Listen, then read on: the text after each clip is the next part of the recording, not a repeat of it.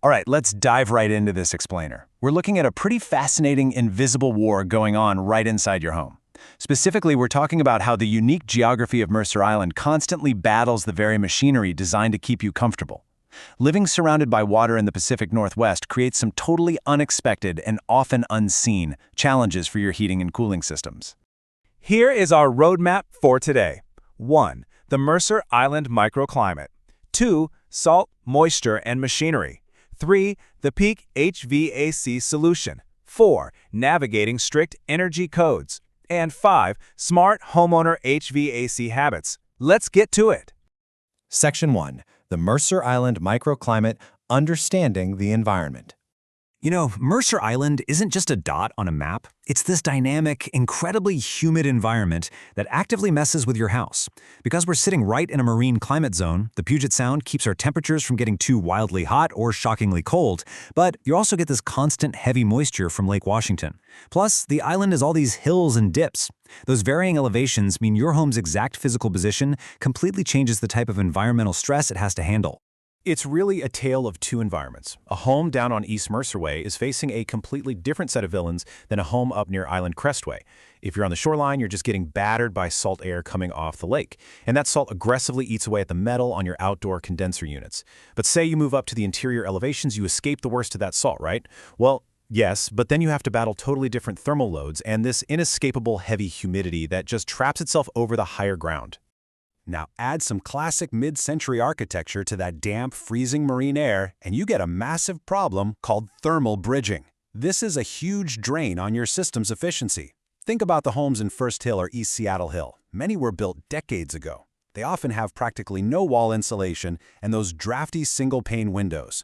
Heat just transfers right through those materials. It escapes your home in the winter and invades it in the summer. Your system has to run significantly longer cycles just to maintain a baseline level of comfort. Okay, Section 2. Salt, moisture, and machinery, household casualties.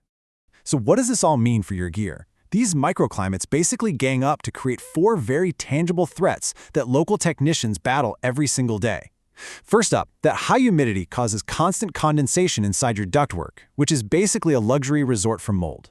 Second, as we mentioned, the salt air just rusts and corrodes your outdoor coils. Third, standard air conditioners often cannot handle the sheer volume of moisture in our air, so your home might feel cold, but it also feels weirdly clammy.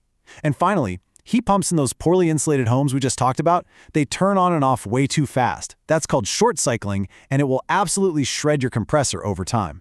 Because the temperatures here rarely plunge below freezing, but the air stays super damp, your system literally never gets an off-season. Think about it. In the summer, you're fighting 80 to 90 degree heat waves trapped by modern windows, plus all that pollen and wildfire smoke. Then winter rolls around, and the dampness makes 40-degree weather feel incredibly bone-chilling. It's a true Pacific Northwest special. Your HVAC system is essentially running a marathon every single day of the year.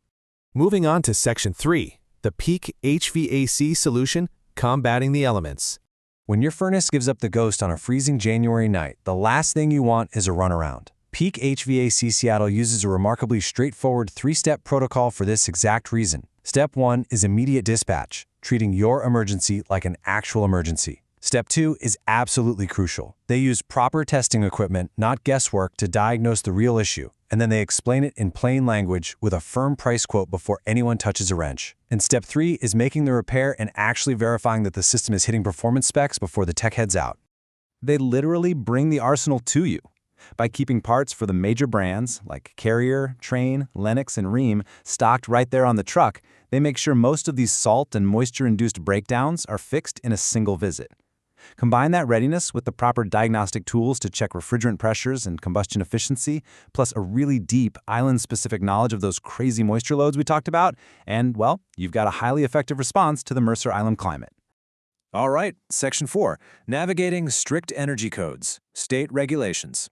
Washington State does not mess around when it comes to energy codes. They are some of the strictest in the entire nation, meaning your installer has to be an absolute expert in building science. You can't just slap any old unit into a house anymore. New AC units need a minimum 15 SEER rating, while gas furnaces must hit an incredibly efficient 95 AFU rating. And getting the equipment size right isn't a guessing game. It requires strict adherence to complex mathematical load analyses known in the biz as Manual J and Manual G. That number right there, 15, is incredibly important. That is the baseline SEER, or Seasonal Energy Efficiency Ratio, required for any new air conditioner installed in the state. If an installer tries to sell you a unit with a lower number, they are straight up violating state energy codes. This high standard is there for a reason. It ensures that when you do run your AC during our humid summer months, your energy waste is kept to an absolute minimum. Doing it by the book is non-negotiable for your safety and efficiency. If you're replacing a system, you need a King County mechanical permit and a formal inspection, period. Gas furnaces have to be rigorously tested to verify they aren't leaking carbon monoxide into your living room. Oh, and remember that nasty mold problem we talked about earlier? Installers have to configure very specific condensate traps to make sure water actually drains away properly, instead of backing up and growing a science experiment in your home. Finally, Section 5, Smart Homeowner HVAC Habits, Empowering Homeowners. The classic Pacific Northwest dilemma. When it's time for an upgrade, this is probably the #1 question people ask.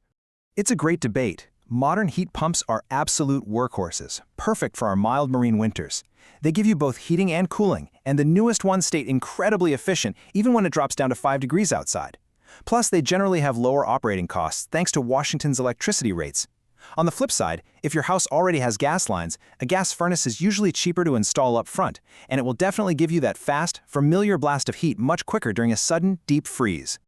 Now, getting this size wrong is a massive, massive mistake.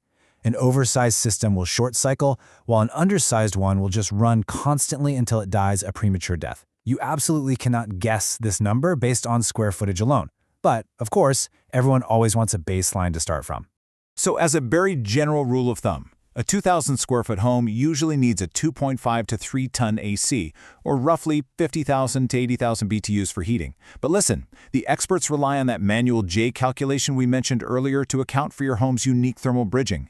Things like vaulted ceilings, massive sun-facing windows, or your exact level of wall insulation can completely throw these baseline numbers out the window. A real professional will measure exactly what your specific space demands. Let's wrap up with some really crucial pro tips for living in this microclimate. Doing these simple things will drastically extend the life of your gear. First, replace those filters every 1 to 3 months. A dirty filter blocks airflow and will literally cause your AC coils to freeze solid. And trust me, the only thing better than a broken AC is one that actively mocks you by making its own ice block. Keep your winter indoor humidity dialed in tightly between 35 and 45%. Upgrade your attic insulation to the R49 standard to fight that heat loss. And finally, get your system checked every spring and fall. Catch the rust and the wear and tear before your system totally fails on a long holiday weekend. So, with all that salt air and invisible humidity constantly stressing your system out, it really makes you wonder what unseen battles are raging inside your ductwork right this very second, doesn't it? It's a great reminder of why understanding your home's microclimate matters so much for the air you breathe every day. Your HVAC system is the frontline defense for your comfort. Take care of it, and it'll take care of you. Thanks for joining me on this explainer, and I'll see you on the next one.